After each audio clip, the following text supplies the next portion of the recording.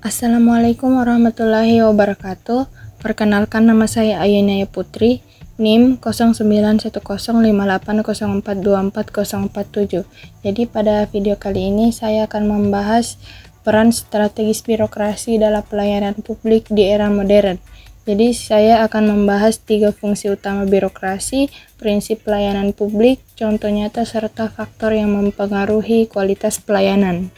Jadi langsung saja, yang pertama yaitu 3 fungsi utama birokrasi menurut David Osborne.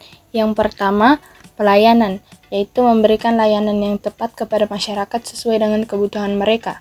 Fungsi kedua adalah pembangunan, di mana birokrasi bertugas untuk mendorong pertumbuhan dan pembangunan sosial serta ekonomi melalui kebijakan yang tepat sasaran.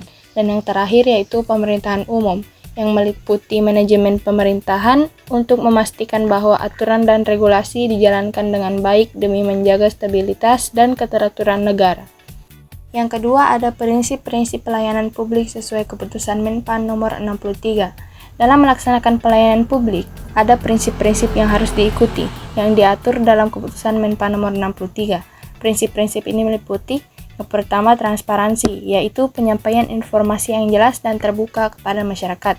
Yang kedua yaitu akuntabilitas, di mana pelayanan harus dipertanggungjawabkan kepada masyarakat. Yang ketiga yaitu responsivitas, di mana pelayanan harus cepat dan responsif terhadap kebutuhan dan keluhan masyarakat.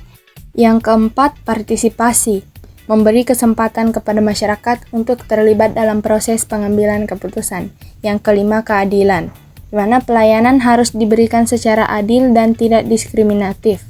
Dan yang keenam yaitu efisiensi dan efektivitas. Pelayanan harus dilakukan dengan cara yang efisien dan tepat sasaran. Adapun contoh nyata pelayanan publik yaitu inovasi dalam pelayanan administrasi kependudukan seperti pembuatan EKTP dan KK online.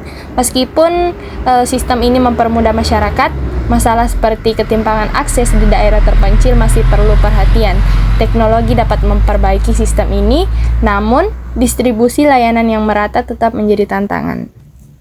Selanjutnya yaitu faktor yang mempengaruhi kualitas pelayanan publik.